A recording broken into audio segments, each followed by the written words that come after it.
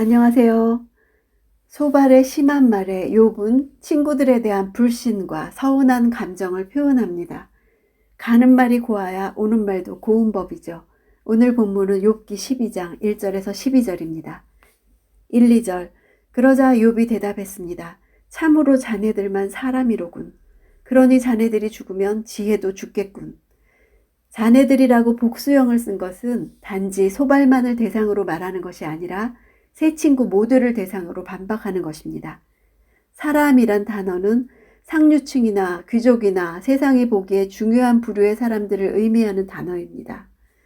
욥을 어리석은 들나귀에 비유한 것에 대해서 너희들만 중요한 사람이라고 비꼬아 말하는 것입니다. 지혜를 생명체처럼 언급하면서 지혜가 세 친구와 더불어 유명을 달리할 것이라고 표현합니다. 4절. 하나님을 부르고 응답을 받던 내가 참 내 친구들에게 웃음거리가 되고 말았구나. 의롭고 정직한 내가 웃음거리가 됐구나. 자신의 기도가 하나님께 응답되고 자신이 의롭고 정직함에도 웃음거리가 되었으니 욥이 보기에 이 상황은 아주 불공평하다는 것입니다. 자신을 악인으로 결론을 내는 인과응보의 원리에 문제가 있다는 것입니다. 5절. 평안하게 사는 사람은 재앙을 멸시하나 그 발이 곧 미끄러질 사람에게는 그 재앙이 덮치는 법일세. 평안하게 사는 사람이란 말에는 두 가지 의미가 있습니다. 긍정적으로는 안전하고 평안하게 사는 자요. 부정적으로는 안이한 자, 오만한 자를 가리킵니다. 그들은 직접 재앙을 당하지 않아서 재앙을 당한 자를 판단하고 멸시합니다. 그들의 생각에 재앙은 죄로 인해서 실족하는 사람들을 기다리는 것입니다. 재앙은 용서받지 못한 죄가 있다는 증거이기 때문입니다. 그래서 재앙이 당하는 사람의 죄를 드러낸다고 생각했습니다. 6절. 강도들의 장막의 일이 잘 되고 하나님의 진노를 자아내는 사람들이 무사한 것은 하나님께서 그들의 손에 풍성하게 주셨기 때문이네. 남의 재산을 강탈하고 하나님의 뜻을 어겨서 하나님을 분노케 하는 자들이 형통하고 평안하게 되는 일은 흔히 일어나는 모순된 일이라는 것입니다. 하나님께서 그들의 손에 풍성하게 주셨다는 표현을 직역하면 하나님을 그들의 손에 돌아가도록 한 자들입니다. 이것은 신상을 만들어 주머니에 넣고 다니던 이방 풍속이 반영된 표현입니다.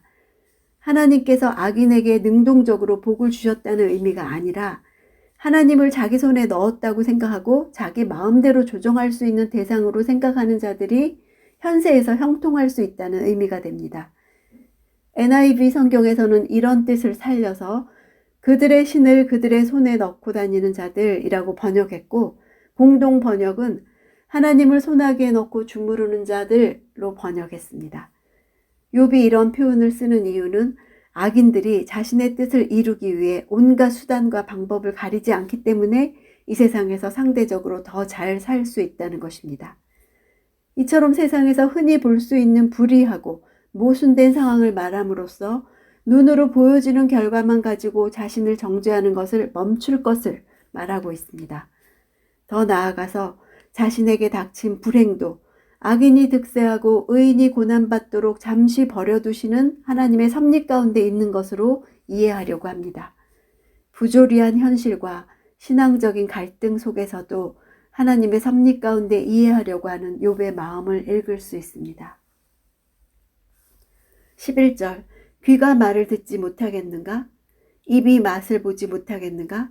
일종의 격언적인 표현입니다. 귀로 들은 말을 분별하고 입으로 맛을 변별할 수 있는 것처럼 조상들의 지혜가 무조건적으로 들어야 할 진리가 아니라 비판될 수 있다는 것입니다. 정상적인 사람들에게는 진리 여부를 구분할 수 있는 능력이 있음을 상기시키는 말입니다. 듣다라는 말은 시험하다, 검사하다 이런 뜻으로 진리의 말을 구분할 수 있는 능력을 말합니다. 귀가 말을 듣는다는 것은 어떤 메시지가 바른 것이고 어떤 메시지가 그릇된 것인지 분별해서 받아들이는 능력이 있음을 나타냅니다. 입이 맛을 본다는 표현도 어떤 말의 진위와 가치를 판단하는 능력을 가졌다는 것을 비유하는 것입니다. 12절. 나이 든 사람들에게는 지혜가 있고 장수한 사람들에게는 통찰력이 있는 것이네. 나이 든 사람들에게 보통 있는 지혜를 그 세 사람이 보여주지 못하는데 놀랐다는 것입니다. 욥이 가진 분노의 내용은 너희가 하는 말을 나도 아는데 나의 상황은 그것으로 답이 안 된다는 것입니다. 하나님이 하시는 일이니 순종하라는 말에 나는 지금 반발하는 것이 아니라 왜 그러시는지 알려달라고 그러는 중이다 라고 반론합니다. 기도하면 늘 응답받던 자신이 이제 웃음거리가 되었습니다. 물론 하나님이 틀렸을 리는 없습니다. 그러나 평안할 땐 몰랐던 것을 알게 되었습니다. 정직하고 순전한 것이 보상을 받지 않을 수도 있다는 것을 알게 된 것입니다. 욥이 자꾸 자기의 틀을 허물게 됩니다. 예수 믿는 사람의 자랑은 늘 바른 길을 간다는 데에 있는 것이 아니라 늘 바른 길 가는 것을 장담하지 못하는 것을 아는 데에 있습니다. 혼란스러워지는 것이 아니라 이전보다 훨씬 큰 하나님의 지혜와 능력과 신비와 자비를 알게 되는 것입니다. 이것이 욥의 변화와 진전을 이끌어냅니다.